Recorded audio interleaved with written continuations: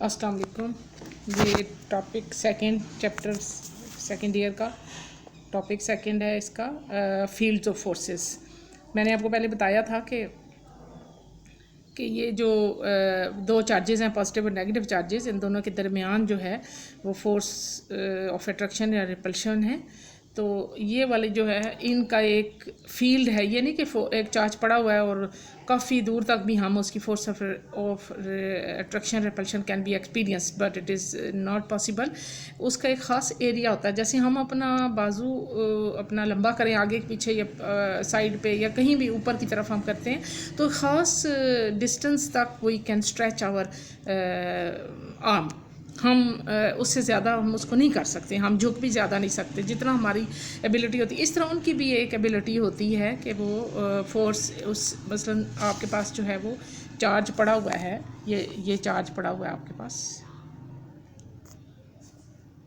ये चार्ज पड़ा है Q, तो उसके गिर्द एक ख़ास होगा एरिया जिसमें आप उसकी फोर्स ऑफ रिपल्शन या एक्सट्रैक्शन कैन बी एक्सपीरियंस्ड। तो उस field around the charge is known as field of the force. अब वो कहता है कि जो न्यूटन यूनिवर्सल ग्रेविटेशनल फोर्स है वो हमेशा पॉजिटिव होती है।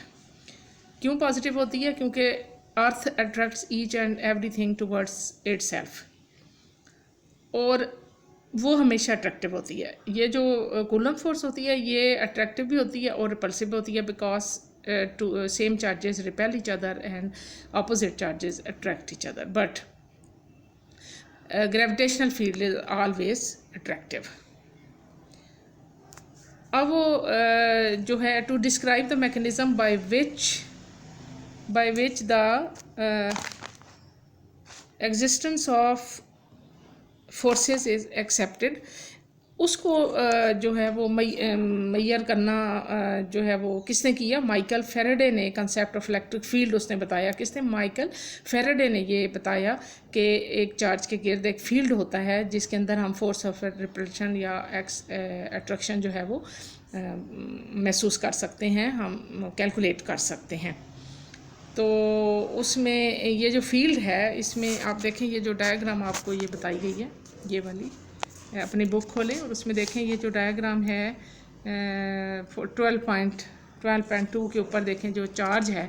अब हमें ये चार्ज तो पड़ा हुआ है, let us consider a charge is placed in at any place, but we don't know it is positive और नेगेटिव। हमको मालूम करने के लिए कि वेदर इट इज़ पॉजिटिव या नेगेटिव, हम एक और चार्ज जो है वो इसके करीब लाएंगे जिसको हम क्या कहेंगे? टेस्ट चार्ज है। वो टेस्ट चार्ज इसके करीब लाएंगे, अगर वो उसको रिपेल करेगा तो हमें पता चल जाएगा कि ये दोनों पे क्या है? अपोजिट चार्जेस है। अगर वो अट्रैक्ट करेगा तो हम कहेंगे रिपेल करेगा तो वो सेम चार्जेस होंगे, और अगर अट्रैक्ट करेगा तो वो पॉजिटिव चार्ज होगा।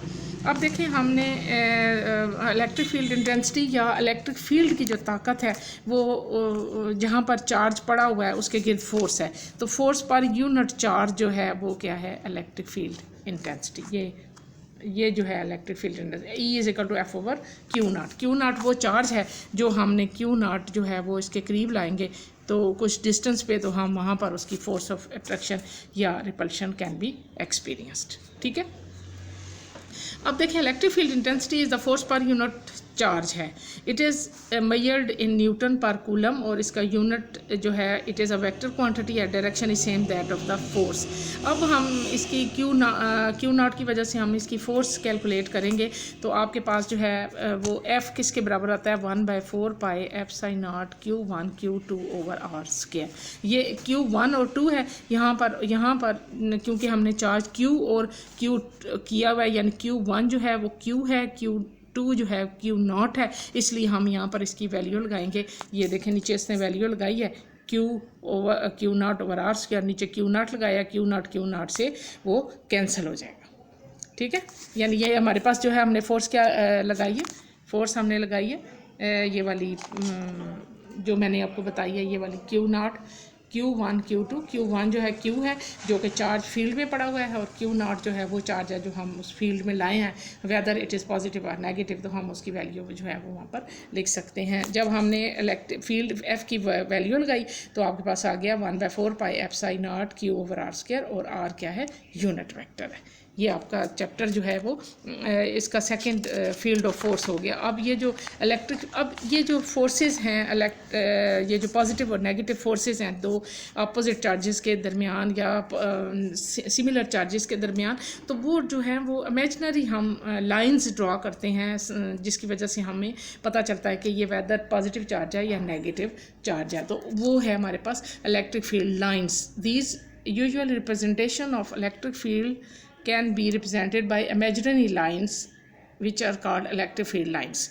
और ये कैसे होती हैं कि अगर हमारे पास ये पॉजिटिव चार्ज अगर है, पॉजिटिव चार्ज है तो ये क्या होंगी, बाहर की तरफ होंगी, और अगर नेगेटिव चार्ज है तो अंदर की तरफ होंगी।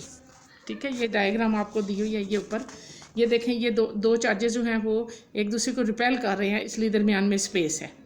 तो इलेक्ट्रिक फील्ड लाइंस जो हैं वो ये एक दूसरे को क्रॉस नहीं करती, क्योंकि हर एक की इलेक्ट्रिक फील्ड फोर्स जो है वो अलग-अलग है, हर एक की डायरेक्शन अलग है, इसलिए ये। और नीचे देखें, दो चार्जेस जो हैं वो सेम है, इसलिए इन दोनों के दरमियान फोर्स ऑफ अट्रैक्शन है। और हम उसको क्या कहेंगे, ये फील्ड जो है वो दरमियान में सेम होगा और जो कॉर्नर है वहाँ पर स्ट्रांग होगा और आउटसाइड पे नेग्लेजिबल होगा। अब ये देखें, इलेक्ट्रिक फील्ड ये पॉजिटिव चार्ज है, ये पॉजिटिव चार्ज है, तो इस पॉजिटिव चार्ज में देखो डायरेक्शन आउटवर्ड है, एरो बता रहा है बाहर की तरफ, और जो नेगेटिव होगा उसका एरो जो है वो अंदर की तरफ होगा।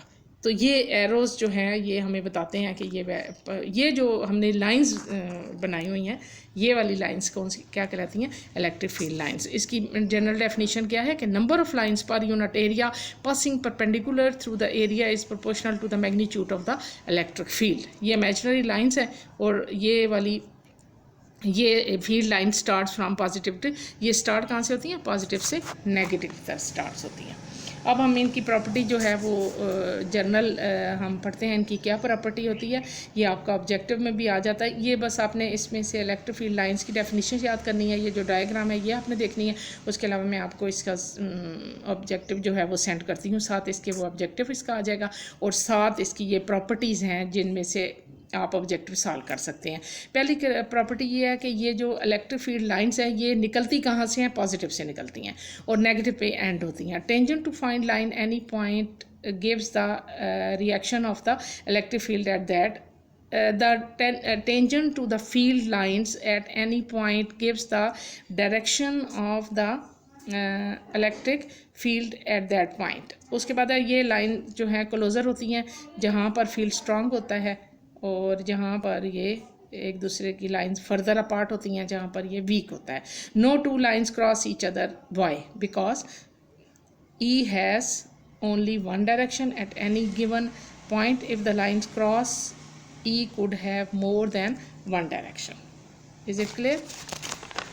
अब जो है ये ज़ीरोग्राफी और इंजेक्ट प्रिंटर जो होते हैं ये दो ऐसे हैं, इसका आपने इसको यहाँ से रीड करना है, और इसकी मैं ऑब्जेक्टिव आपको दे देती हूँ क्योंकि इसमें सिर्फ ऑब्जेक्टिव आएगा। उसके बाद जो है हमारे पास आता है इलेक्ट्रिक फ्लक्स। इलेक्ट्रिक फ्लक्स जो है अगला टॉपिक होगा, ये मैं आपको फिर बताती हूँ।